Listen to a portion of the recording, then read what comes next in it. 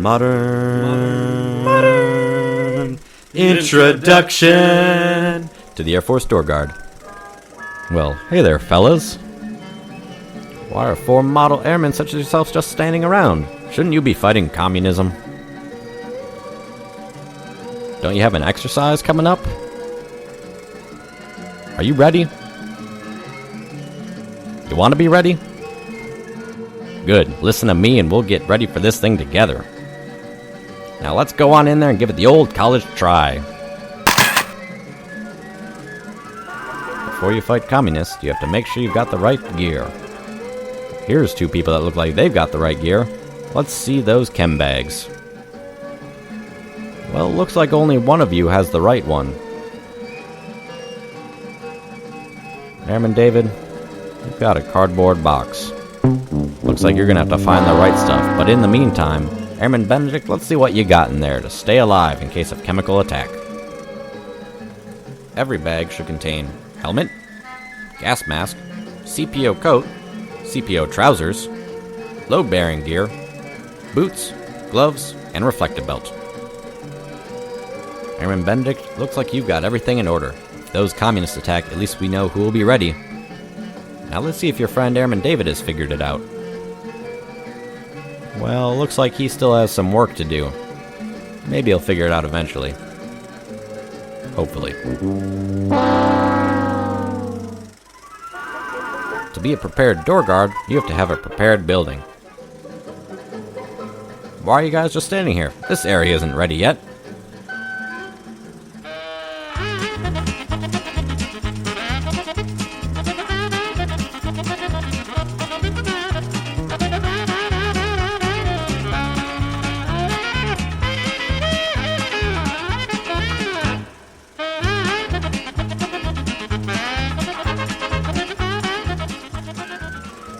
Make sure you have the current FPCON level on the inside of the main door, as well as the outside, along with the single point of entry sign.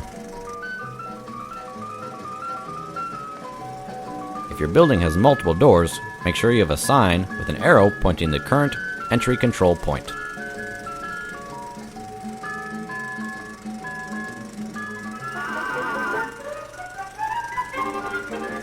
Every facility should have a self-aid and buddy care kit. In this kit, you should have bandages, adhesive tape, rags, SAM splint, quick clot, tourniquet, gauze, splints, and anything else you think is necessary for saving lives against communists.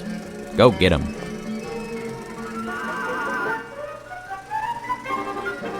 Every facility should have a PAR bag containing duct tape, marking kits, M8, M9 paper, flashlights, radio, map of route, PAR checklist, and pen and paper. If someone requests entry into your facility, you have a few different ways to verify they're allowed in there. First, personal recognition. Do you recognize them? Let them in. Second, check their military ID. If they're authorized, let them in. And finally, sign countersign. For example, if the number is 7, you can knock 4 times, and they should knock 3 times back. You can use any number combination for this. Have you made sure they're not a communist? Perfect. You can let them on in then.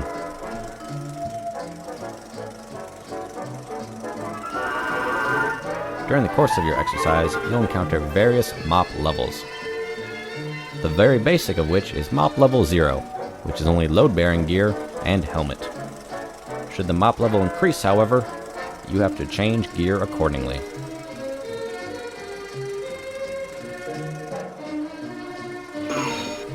MOP Level 1 introduces the CPO coat and CPO trousers to the MOP uniform. Notice the M9 paper placed strategically at the ankles, wrist, and elbows for chemical detection.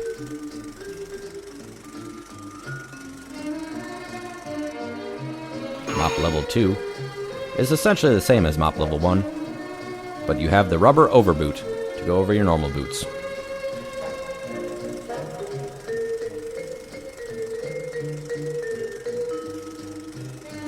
MOP Level 3 introduces the gas mask. Notice how his hands are still unprotected. That will change in the next MOP level. Mop level 4 is the maximum amount of protection during a chemical attack. Gas mask, gloves, glove liners, and overboots are all part of this.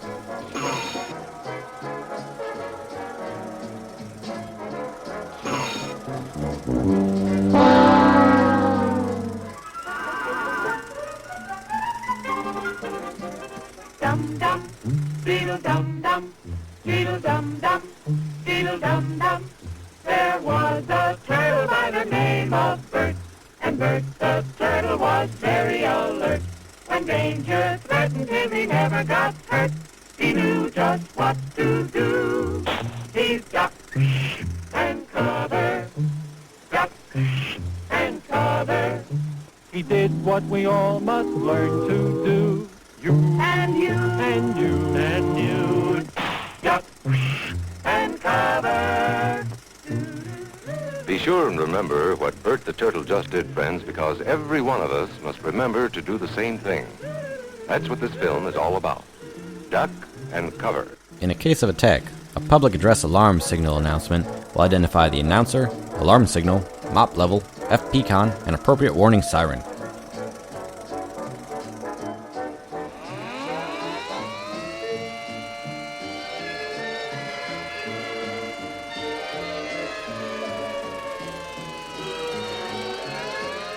For instance, an attack by air or missile will be identified alarm red, followed by an audible wavering tone. In event of a ground attack, you'll hear alarm red, followed by a bugle call.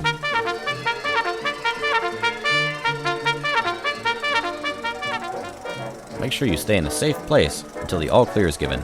Alarm black, PAR team release, will allow your facility's PAR teams to go out and conduct their sweeps. Alarm black, general release, will allow you to conduct buddy checks on anyone you're nearby for any injuries. Now let's see door guarding the wrong way. Here we have Airman David, lounging back, playing on his phone, not paying attention to people walking by, and when they do ask for the brief, he doesn't even give it to them. He expects them to look at the board themselves. That's bad form. Bad form, Airman David. Instead of paying attention to his workstation, Airman David is distracted by other things around him.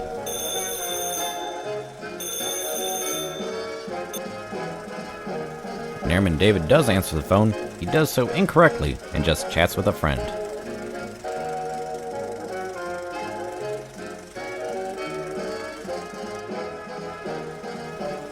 Let's see if he's any better at entry control procedures.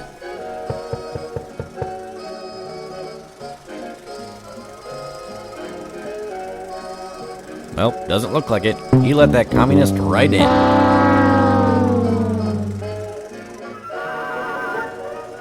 Now let's see how that should be done. Well, what have we here? Looks like Senior Airman Stamper is diligently studying his door guard binder.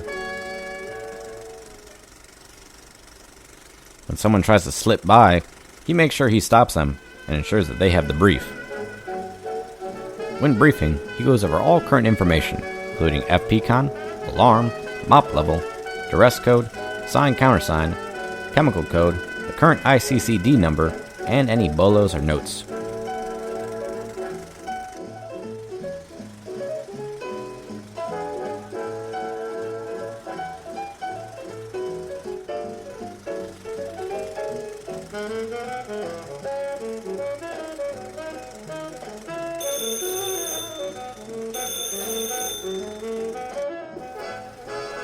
Airman Stamper quickly answers the phone and identifies himself as Personnel Stamper. If any important information is being passed, he has a pen and paper handy to copy it all down.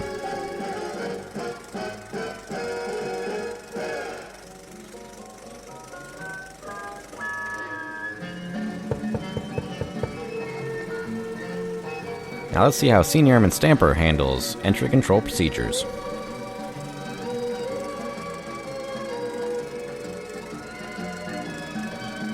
As he looks through the peephole, he sees that that's a pretty suspicious individual. Instead of allowing him entry, Stamper goes to the phone and calls 722 stop and gives security forces a salute report covering size, activity, location, unit, time, and equipment. Good job, Stamper. Communists won't win today. A successful par sweep requires coordination, communication, and vigilance. This next group has none of that. Observe some of the things they do wrong.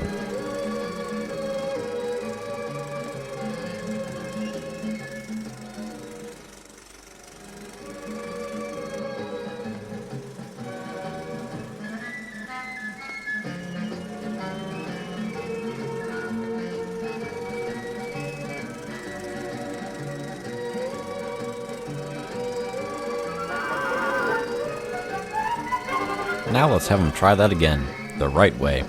Notice how they have all the proper equipment this time.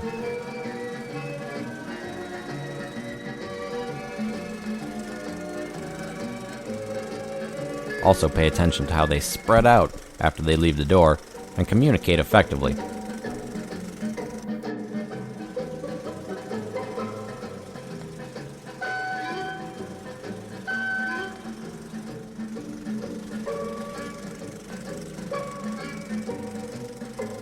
Airman Benedict also checks the M8 paper this time, looking for the current time and date, and checking to see if there's any chemical spots on there.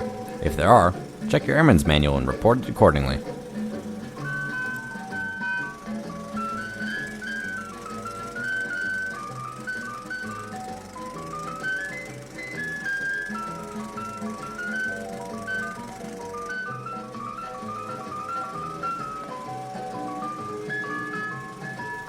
Looks like Airman David spotted something. Keep your distance till you figure out what it is. Well, what do you fellows got there? That's a bomb. Don't stand by it. Get away from there. Well, glad we got away from there. That was a close one, guys.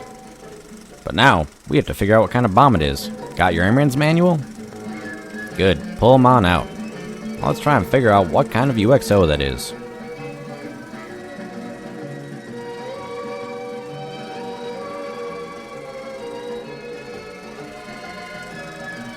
Figured it out? Good. Now let's make that call to UCC. Wait, don't call here. You're too close to that bomb. You gotta be at least 25 feet away from it. You get on out of here, Airman Benedict, and make that call. Airman David, while he's gone, we can set up a cordon. Ready? Let's do it. Good job on setting up that cordon. Remember, the size of your cordon depends on the size of the bomb. Reference your airman's manual if you're not sure. Now make sure no one walks in there. Here comes one now. Make sure you tell him, halt, there's a UXO in the area. Find an alternate route. You just saved a life.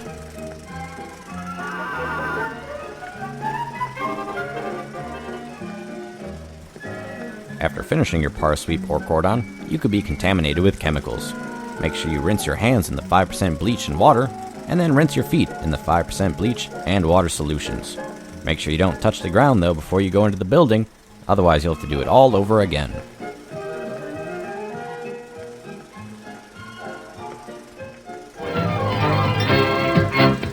Thank you for watching, and remember, when in doubt, check your airman's manual.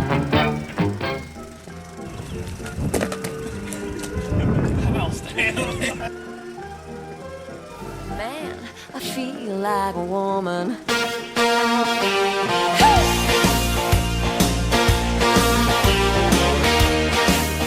The girls need a break tonight. I'm gonna take a chance. Yeah, stand there and just give me 3 knocks. That was 4 knocks. Give me 3.